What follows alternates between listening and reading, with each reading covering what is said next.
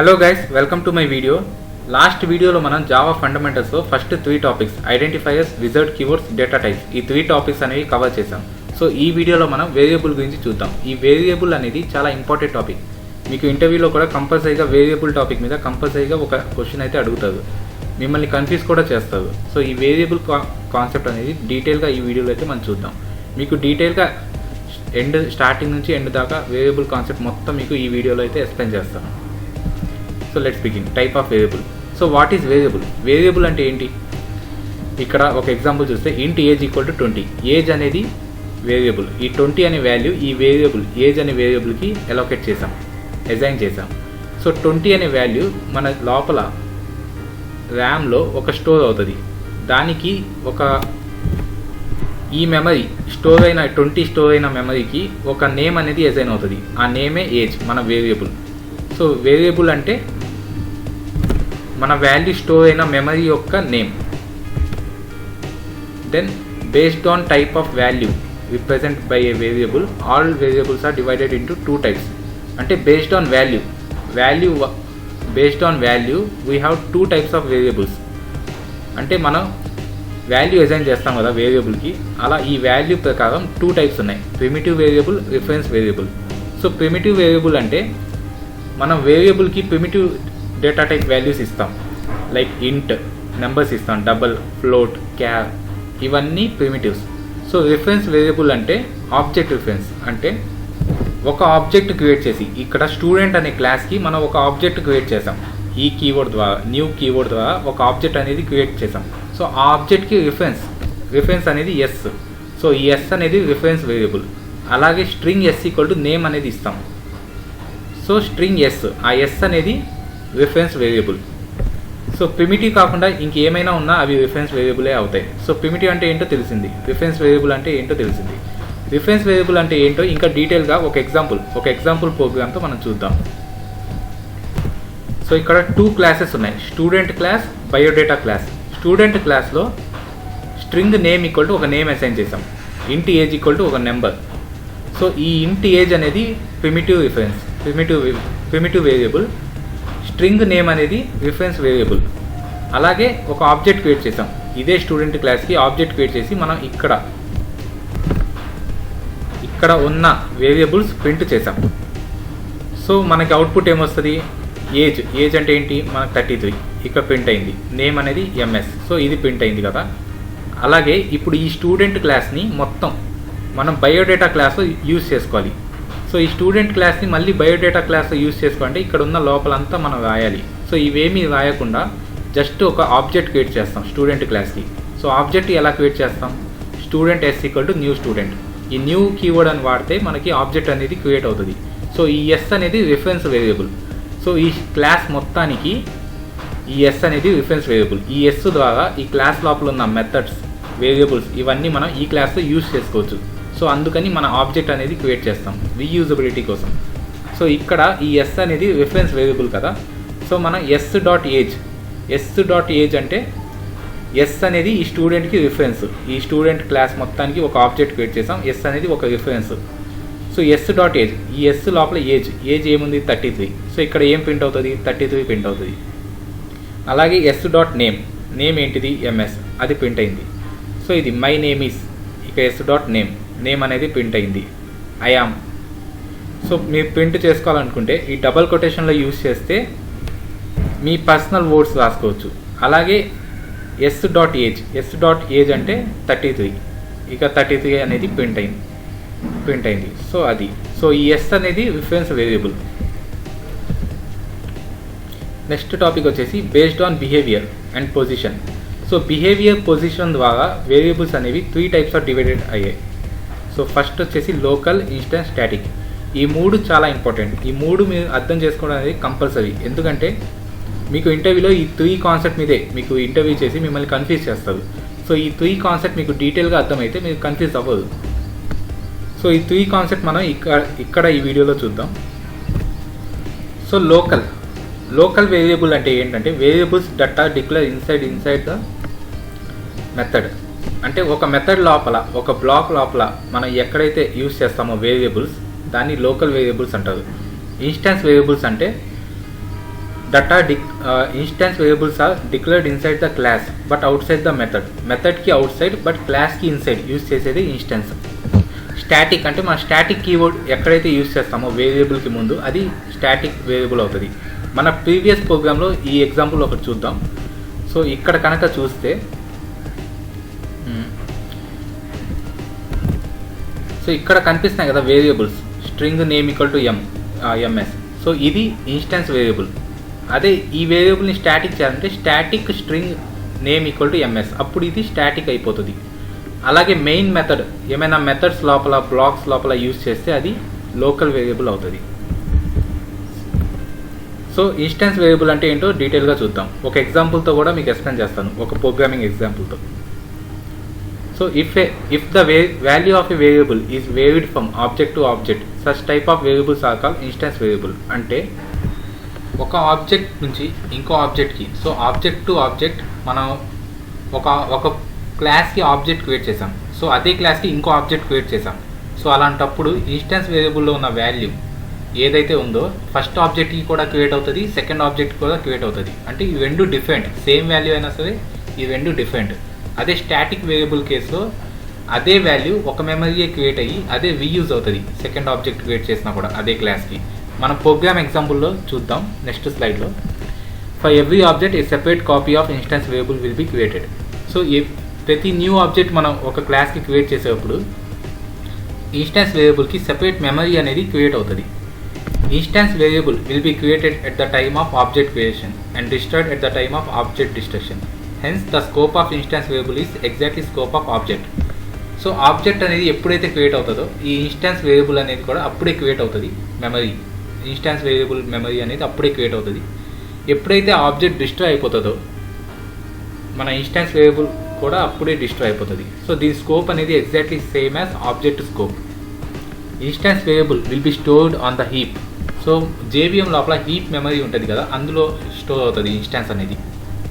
Instance variable should be declared within the class directly but outside of any method, block or constructor.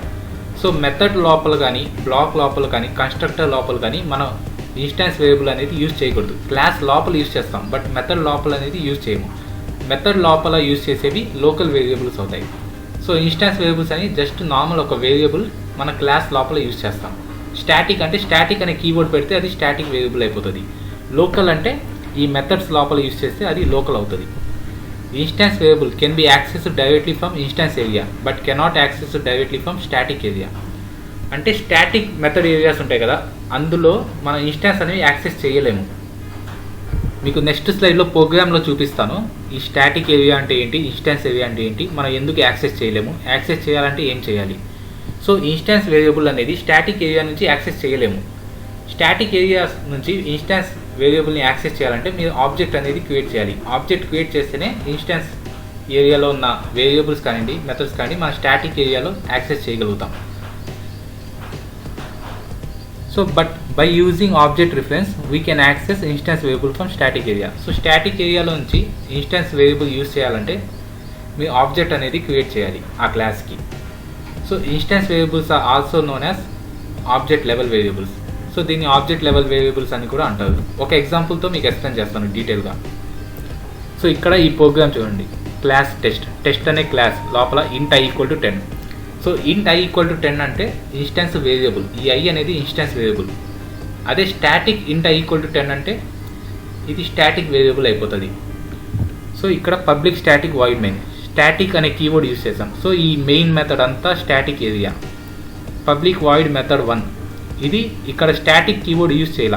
So ఈ method 1 అనే ఈ method area మొత్తం instance area. So ఇది static area, ఇది instance area. So ఇంట్ i equal to 10 ఈ instance variable మనం instance ఏరియాలో డైరెక్ట్గా యూజ్ చేసుకోవచ్చు. system.out.println i అంటే మీకు 10 అనేది వస్తుంది. అదే system.out.println i అని ఈ స్టాటిక్ ఏరియాలో మనం పెడితే మీకు రికగ్నైజ్ అవ్వదు, మీకు ఎర్రర్ అనేది వస్తుంది. So exception non static variable cannot reference. So ఇక్కడ మనం ఈ i ఇక్కడ ప్రింట్ చేయాలంటే ఈ క్లాస్ అనే ఈ టెస్ట్ అనే క్లాస్కి మనం ఆబ్జెక్ట్ క్రియేట్ చేయాలి. సో న్యూ టెస్ట్, ఈ t అనేది రిఫరెన్స్ వేరియబుల్. ఈ t అనే రిఫరెన్స్తో ఈ క్లాస్ మొత్తం ఈ టెస్ట్ మొత్తానికి ఈ టెస్ట్ క్లాస్ మొత్తానికి ఒక ఆబ్జెక్ట్ అనేది క్రియేట్ చేసాం. సో అప్పుడు t.i అంటే 10. సో ఈ ఇన్స్టెన్స్ వేరియబుల్ స్టాటిక్ ఏరియాలో మనం యూజ్ చేసుకోవాలంటే ఆబ్జెక్ట్ అనేది క్రియేట్ చేయాలి. అదే స్టాటిక్ అయితే మనం డైరెక్ట్గా యూజ్ చేసేయచ్చు. ఈ ఫస్ట్ ఇక్కడ ఎక్సెప్షన్ అనేది రాదు. కానీ ఇది ఇన్స్టెన్స్, స్టాటిక్ కాదు.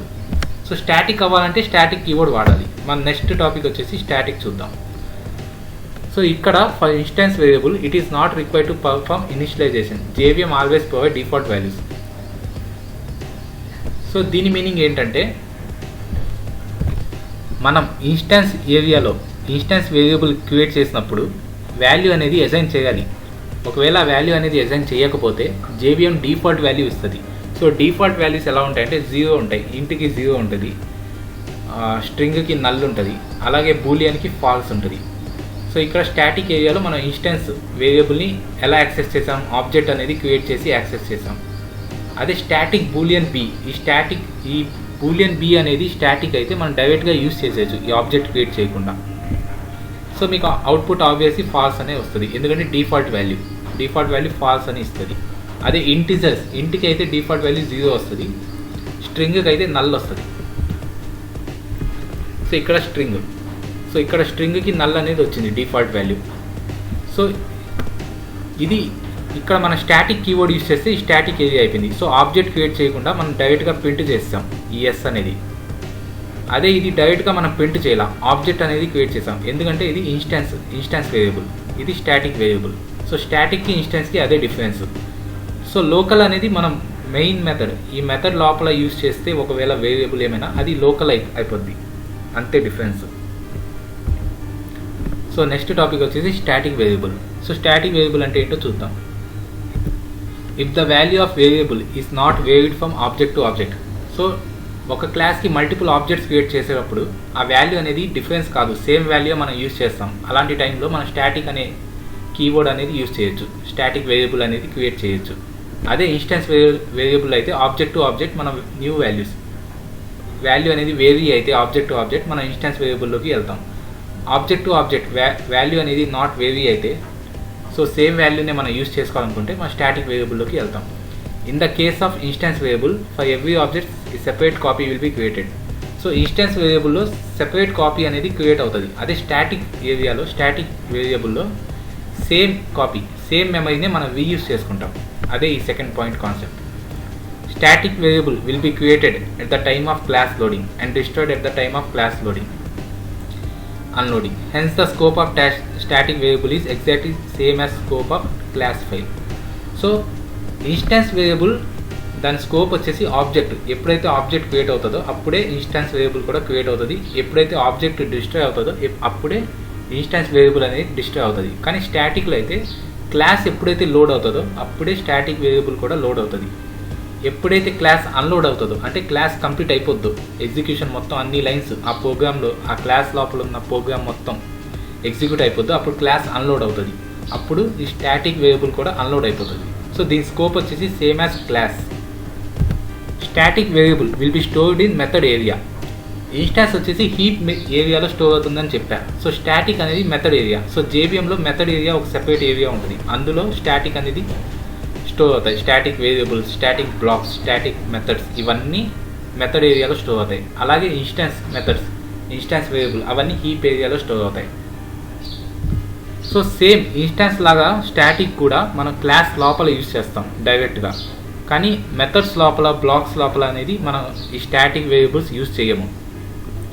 Static variable can be access from both instance and static areas directly. So previous program ప్రకారం ఇక్కడ ఈ ప్రోగ్రామ్ చూస్తే ఈ స్టాటిక్ వేరియబుల్ అనేది మనం డైరెక్ట్గా స్టాటిక్ మెథడ్లో కూడా డైరెక్ట్గా యాక్సెస్ చేయొచ్చు, అలాగే ఇన్స్టాన్స్ మెథడ్లో కూడా డైరెక్ట్గా యాక్సెస్ చేసుకోవచ్చు. కానీ ఇన్స్టాన్స్ వేరియబుల్ అనేది ఇన్స్టాన్స్ మెథడ్లో మాత్రమే యూజ్ చేసుకోగలుగుతాం, స్టాటిక్ మెథడ్లో మనం యూజ్ చేసుకోలేము. సో ఇన్స్టాన్స్ అనేది స్టాటిక్ మెథడ్లో యూజ్ చేసుకోవాలంటే మనకి ఆబ్జెక్ట్ అనేది క్రియేట్ చేయాలి. సో అది సో స్టాటిక్ వేరియబుల్స్ అనేవి మన ఆబ్జెక్ట్ ద్వారా కూడా యూజ్ చేయొచ్చు, క్లాస్ నేమ్ ద్వారా కూడా యూజ్ చేయొచ్చు. మన system.out.println. సో అవుట్ అనేది ఒక స్టాటిక్ వేరియబుల్. సో ఇది మన సిస్టమ్ అనే క్లాస్తో మనం యూజ్ చేస్తున్నాం. అదే సిస్టమ్ అనే క్లాస్కి ఆబ్జెక్ట్ కూడా క్రియేట్ చేసి ఆ రిఫరెన్స్తో కూడా మనం యాక్సెస్ చేయొచ్చు. కానీ ఇక్కడైతే మనం స్టాటిక్ వేరియబుల్స్ని ఒక సిస్టమ్ నేమ్తో క్లాస్ నేమ్తోనే యాక్సెస్ చేస్తే అది రికమెండబుల్ అన్నమాట.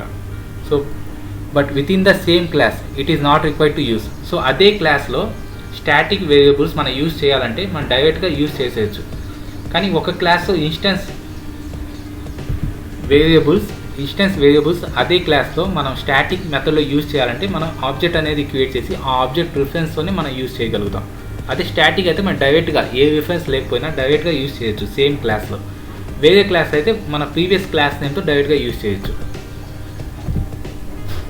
So static variables are also known as class level variables. For the static variable, it is not required to perform initialization. JVM will always provide default value. So instance వేరియబుల్లో ఎలాగైతే JVM default value ఇస్తుందో 0 null అలాగా స్టాటిక్లో కూడా default value అనేది JVM provide చేస్తుంది static variables కూడా. So మీకు ఒక ఎగ్జాంపుల్ చూపిస్తాం, ఒక ప్రోగ్రామింగ్. సో ఈ టెస్ట్ క్లాస్లో స్టాటిక్ ఇంట్ i = 10. ఈ i అనేది ఒక స్టాటిక్ వేరియబుల్. అదే ఈ స్టాటిక్ కీవర్డ్ తీస్తే ఈ i అనేది రిఫరెన్స్ వేరియబుల్ ఇన్స్టెన్స్ వేరియబుల్ అవుతుంది. సో స్టాటిక్ బ్లాక్లో స్టాటిక్ వేరియబుల్ i డైరెక్ట్గా యూజ్ చేయొచ్చు. లైక్ system.out.println i అంటే 10 అనేది ప్రింట్ అవుతుంది. మన క్లాస్ నేమ్తో కూడా ప్రింట్ చేయొచ్చు, test.i. టెస్ట్ అంటే క్లాస్ నేమ్. అలాగే ఆబ్జెక్ట్ క్రియేట్ చేసి కూడా ప్రింట్ చేయొచ్చు అవుతుంది. అదే స్టాటిక్ కీవర్డ్ తీసేస్తే int i = 10 అని పెడితే అది రిఫరెన్స్ వేరియబుల్ ఇన్స్టెన్స్ వేరియబుల్ అవుతుంది. సో ఇన్స్టెన్స్ వేరియబుల్ మనం ఈ స్టాటిక్ బ్లాక్ లోపల యూజ్ చేయాలంటే కంపల్సరీ ఆబ్జెక్ట్ అనేది క్రియేట్ చేయాలి. సో ఈ టెస్ట్ క్లాస్కి ఆబ్జెక్ట్ అనేది క్రియేట్ చేసి ఆ ఆబ్జెక్ట్ రిఫరెన్స్ ద్వారా మనం యాక్సెస్ అయితే చేయగలుగుతాం. సో ఇన్స్టెన్స్ వేరియబుల్ అయితే ఈ ఫస్ట్ లైన్ ఒకటే వ్యాలిడ్. అదే స్టాటిక్ అయితే మనం ఎలాగైనా యాక్సెస్ చేసుకోవచ్చు. స్టాటిక్ మెథడ్లో అయినా యాక్సెస్ చేయొచ్చు, నార్మల్ మెథడ్ అంటే స్టాటిక్ కీవర్డ్ లేని మెథడ్ లోపల కూడా మనం స్టాటిక్ వేరియబుల్ యాక్సెస్ అయితే చేసుకోవచ్చు. So static variable life cycle చూస్తే అది ఎప్పుడు స్టార్ట్ అవుతుంది, ఎప్పుడు డిస్ట్రాయ్ అవుతుందో మనం చూద్దాం. సో ఈ ప్రోగ్రాంలో మనం ఎప్పుడైతే ఈ ప్రోగ్రామ్ మనం ఎగ్జిక్యూట్ చేస్తామో సో ఫస్ట్ JVM స్టార్ట్ అవుతుంది. సో మెయిన్ మెథడ్ కోసం JVM ఎప్పుడు సెర్చ్ చేస్తుంది. So public static void main ఈ మెయిన్ మెథడ్ అనేది కంపల్సరీ. ఇది లేకపోతే మనకి ఎక్సెప్షన్ అనేది వస్తుంది. సో వన్స్ మెయిన్ మెథడ్ అనేది ఫైండ్ అయ్యాక క్లాస్ లోడింగ్ అనేది స్టార్ట్ అవుతుంది. సో ఇక్కడ మెయిన్ మెథడ్ ఎగ్జిక్యూట్ అవుతుంది. ఎగ్జిక్యూట్ అయ్యాక ఈ క్లాస్ అనేది అన్లోడ్ అవుతుంది. సో ఇక్కడ క్లాస్ లోడ్ అయింది, మెయిన్ మెథడ్ స్టార్ట్ అయింది, దెన్ మెయిన్ మెథడ్ కంప్లీట్ అయ్యాక క్లాస్ అనేది అన్లోడ్ అయిపోయింది. సో ఈ స్టాటిక్ వేరియబుల్ యొక్క లైఫ్ సైకిల్ ఇంతే. ఈ క్లాస్ అన్లోడ్ అయిపోతే ఈ స్టాటిక్ వేరియబుల్ కూడా అన్లోడ్ అయిపోతుంది. ఆ తర్వాత JVM టెర్మినేట్ చేస్తుంది, షట్ డౌన్ అవుతుంది. So instance and static difference అయితే మనం చాలా చూసాం. ఒక ప్రోగ్రామ్ ఎగ్జాంపుల్తో డీటెయిల్గా అర్థం చేస్తున్నాం ఇక్కడ. సో ఈ ప్రోగ్రాంలో ఈ టెస్ట్ అనే క్లాస్ లోపల int x = 10. int x అనేది instance variable. Static int y = 20. ఈ స్టాటిక్ అనేది ఈ y అనేది స్టాటిక్ వేరియబుల్, x అనేది instance variable. So public static void main ఈ మెయిన్ మెథడ్ స్టార్ట్ అవుతుంది. టెస్ట్ T1 ఈ క్లాస్కి ఈ టెస్ట్ అనే క్లాస్కి మన ఆబ్జెక్ట్ T1 అనే ఆబ్జెక్ట్ క్రియేట్ చేసాం రిఫరెన్స్ ఇచ్చి.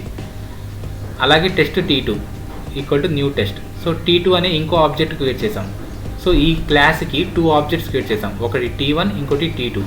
సో T1 లోపల మనం ఏం చేసామంటే ఈ XY వాల్యూస్ చేంజ్ చేస్తాం. X అనేది 888, Y అనేది 999. ఈ 2 వాల్యూస్ అనేవి ఈ ఆబ్జెక్ట్ T1 ఆబ్జెక్ట్లో మనం వాల్యూస్ అనేవి చేంజ్ చేసాం.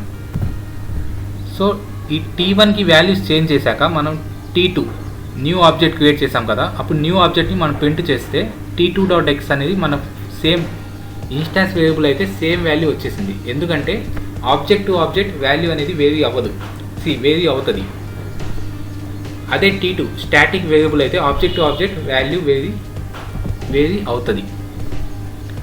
సో ఇక్కడ న్యూ ఆబ్జెక్ట్ క్రియేట్ అయినప్పుడు T2.x సో సేమ్ వాల్యూనే మనకు ప్రింట్ అయిపోతుంది. అదే న్యూ ఆబ్జెక్ట్ క్రియేట్ అయినప్పుడు స్టాటిక్ వేరియబుల్ అయితే మనం ఇక్కడ చేంజ్ చేస్తాం కదా, ఒకసారి చేంజ్ చేస్తే చేంజ్ అయిపోతుంది. సో 20 చేంజ్ అయ్యి 999 వచ్చింది. సో అదే ప్రింట్ అవుతుంది. So reference, so instance and static అంటే ఏంటో మీరు చూసారు కదా. So if the value is waved from object to object then we will go for instance variable. If the value is not waved from object to object then we will go for static. So next వచ్చేసి local variable. So local variable అంటే ఏంటో చూద్దాం. So sometimes to meet temporary requirements of the programmer we can declare variable inside a method, block, constructor. So method లోపల కానీ, black లోపల కానీ, constructor లోపల కానీ మనం వేరియబుల్స్ క్రియేట్ చేస్తే అవి లోకల్ వేరియబుల్స్ అంటాం. సో వాటిని టెంపరీ వేరియబుల్స్ అని అంటారు, స్టాక్ వేరియబుల్ అని కూడా అంటారు. సో లోకల్ వేరియబుల్స్ అనేవి స్టాక్ మెమరీ, జేవిఎం లోపల స్టాక్ మెమరీలో మనకు స్టోర్ అవుతాయి. స్టాటిక్ అనేవి మెథడ్ ఏరియాలో స్టోర్ అవుతాయి, అలాగే ఇన్స్టాన్స్ అనేవి హీప్ ఏరియాలో స్టోర్ అవుతాయి. సో లోకల్ వేరియబుల్ ఎప్పుడు క్రియేట్ అవుతారంటే ఆ మెథడ్ ఎప్పుడైతే రన్ అవుతుందో లేదా ఆ బ్లాక్ ఎప్పుడైతే రన్ అవుతుందో అప్పుడే లోకల్ వేరియబుల్ క్రియేట్ అవుతాయి. సో అగైన్ ఆ బ్లాక్ ఎగ్జిక్యూట్ అయిపోయాక లోకల్ వేరియబుల్ డిస్ట్రాయ్ అయిపోతాయి వెంటనే. సో లోకల్ వేరియబుల్ అనేది ఓన్లీ ఆ బ్లాక్ అంతవరకే. ఆ బ్లాక్కి ఉన్న స్కోపే సేమ్ లోకల్ వేరియబుల్ కూడా సేమ్ స్కోప్. సో మన లోకల్ వేరియబుల్లో మనం కంపల్సరీ డిఫాల్ట్ వాల్యూ అనేది ప్రొవైడ్ చేయాలి. ఇన్స్టాన్స్ అండ్ స్టాటిక్లో మనం డిఫాల్ట్ వాల్యూ ప్రొవైడ్ చేయకపోయినా జేవిఎం ఆటోమేటిక్గా ప్రొవైడ్ చేస్తుంది.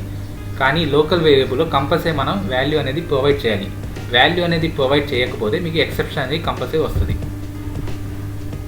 సో ఇక్కడ ఈ ఎగ్జాంపుల్ చూస్తే ఈ మెయిన్ మెథడ్ లోపల మన ఇంటెక్స్, అదే మెథడ్ ఈ మెయిన్ మెథడ్ పైన పెడితే అది స్టాటిక్ కానీ ఇన్స్టాన్స్ కానీ అవుతుంది.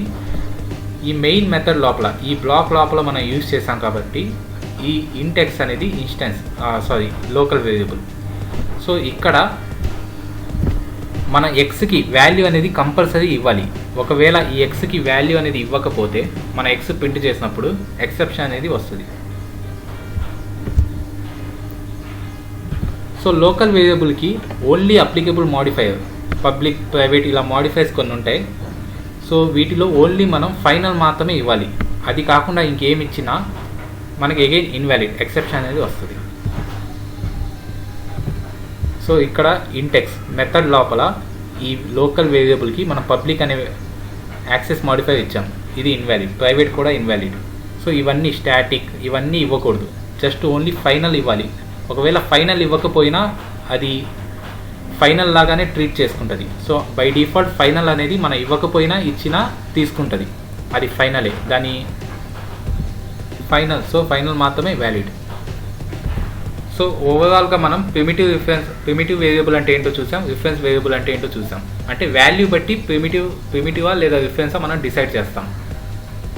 అదే బిహేవియర్ బట్టి మన ఇన్స్టాన్సా, స్టాటికా, లోకలా, పొజిషన్స్, బిహేవియర్ లేదా పొజిషన్స్, మన వేరియబుల్ని పొజిషన్ ఎక్కడ వాడతామో, ఏ పొజిషన్లో వాడతామో, ఏ ఏరియాలో వాడతామో దాన్ని బట్టి మనకు 3 టైప్స్ ఉంటాయి: ఇన్స్టాన్స్, స్టాటిక్, లోకల్. ఇవన్నీ మనం డీటెయిల్గా చూసాం కదా.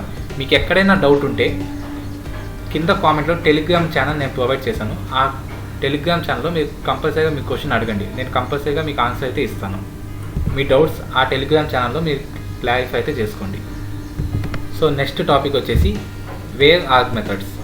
సో వేర్ ఆర్గ్ మెథడ్స్ అంటే ఏంటి? Variable number of arguments methods. అంటే ఒక మెథడ్ లోపల ఒక మెథడ్ మనం ఎగ్జిక్యూట్ చేసేటప్పుడు మనం వాల్యూస్ అనేవి ఆ మెథడ్ లోపల సెండ్ చేస్తాం. సో అన్లిమిటెడ్ వాల్యూస్ మనం ఇవ్వలేము. ఆ మెథడ్కి ఎన్ని అయితే ఆల్రెడీ ప్రీడిఫైన్ చేశారో, ఒక ఎగ్జాంపుల్తో చెప్తాను. సో ఇక్కడ ఒక మెథడ్ 1 అనే ఒక మెథడ్ ఉంది. సో ఈ మెథడ్ 1 లోపల మనం పారామీటర్స్, వాల్యూస్ అనేవి పెడతాం. సో ఈ మెథడ్ 1 లోపల పారామీటర్స్గా తీసుకుంటుంది. సో మనం ఒక వాల్యూ ఇస్తే లైక్ ఇంట్ ఎక్స్ కామా ఇంట్ వై ఇలా 2 ఉన్నాయి అనుకోండి పారామీటర్స్. సో మనం 2 వాల్యూస్ మాత్రమే ఇవ్వగలుగుతాం. ఓన్లీ ఇంట్ ఎక్స్ ఉంటే మనం ఓన్లీ 1 వాల్యూవే ఈ మెథడ్ లోపల సెండ్ చేయాలి. అలా కాకుండా వేరే కంటే మనం ఎన్ని వాల్యూస్ అయినా పంపించుకోవచ్చు. 10, 20, 30, 40, 50 ఎన్నైనా పంపించుకోవాలంటే అప్పుడు మీరు కంపల్సరీగా వేర్ ఆర్గ్ మెథడ్, ఈ మెథడ్ లోపల ఇలా ఇంట్ 3 డాట్స్ అండ్ ఎక్స్, సో ఇలా ఇస్తే మనం ఎన్ని వాల్యూస్ అయినా ఈ మెథడ్ లోపల సెండ్ చేసుకోవచ్చు. అప్పుడు మీకు ఎక్సెప్షన్ రాదు, మీకు ఈ మెథడ్ అనేది ఎగ్జిక్యూట్ అవుతుంది. సో ఇక్కడ అవుట్పుట్ మనం 3 వాల్యూస్ ఇచ్చాం. సో 3 టైమ్స్ 3 వాల్యూస్ ఇచ్చినా, ఒక వాల్యూ ఇచ్చినా, ఏమీ ఇవ్వకపోయినా మనకి అవుట్పుట్ అనేది కంపల్సరీగా ఎగ్జిక్యూట్ అవుతుంది, ఈ మెథడ్ అనేది కంపల్సరీగా ఎగ్జిక్యూట్ అనేది అవుతుంది. సో ఇక్కడ కొన్ని రూల్స్ ఉంటాయి, మీరు సేమ్ ఇదే ఫార్మాట్లో యూజ్ చేయాలి. లైక్ ఇంట్ 3 dots అండ్ ఎక్స్, లేదా ఈ 3 dots అనేవి కంపల్సరీగా ఉండాలి. మనం ఇంట్కి అయినా యూజ్ చేయొచ్చు, ఎక్స్కి ముందైనా యూజ్ చేయొచ్చు. సో ఓన్లీ త్రీ ఫార్మ్సే వ్యాలిడ్. అలా కాకుండా మనం ఈ 3 dots ఎక్స్ తర్వాత అయినా లేకపోతే డాట్స్ మధ్యలో స్పేస్ పెట్టినా అది ఇన్వాలిడ్ అయిపోతుంది. సో ఓన్లీ ఈ 3 ఆర్ వ్యాలిడ్ మన వేరాగ్ అంటే. సో మీకు వేరాగ్ అంటే ఏంటో అర్థమైంది కదా. ఒక మెథడ్ లోపల ఎన్ని పారామీటర్స్ అయినా మనం ఒక మెథడ్ని ఎగ్జిక్యూట్ చేయడానికి ఎన్ని పారామీటర్స్ అయినా మనం పాస్ చేయొచ్చు, దాన్ని వేరాగ్ మెథడ్ అంటారు. అదే లిమిటెడ్గా ఉంటే ఓన్లీ లైక్ ఒక మెథడ్కి జస్ట్ ఇంట్ ఎక్స్ అని పెట్టాం, ఈ డాట్స్ పెట్టకుండా జస్ట్ ఇంట్ ఎక్స్ అని పెట్టాం అనుకో, ఆ మెథడ్ లోపల మనం ఓన్లీ ఒక వాల్యూనే పాస్ చేయగలుగుతాం. ఇంట్ ఎక్స్ ఇంట్ వై అంటే రెండు వాల్యూస్ మాత్రమే పాస్ చేయగలుగుతాం. సో మనకి ఎన్ని వాల్యూస్ పాస్ చేస్తామో తెలియకపోతే మనం వేరాగ్ ఇంట్ $.x ఈ వేరాగ్ మెథడ్ అనేది మనం యూజ్ చేయొచ్చు. సో ఈ వీడియోకి అంతే గైస్. సో మా నెక్స్ట్ వీడియోలో arrays concept and Java coding standards అనేవి చూద్దాం. So thank you.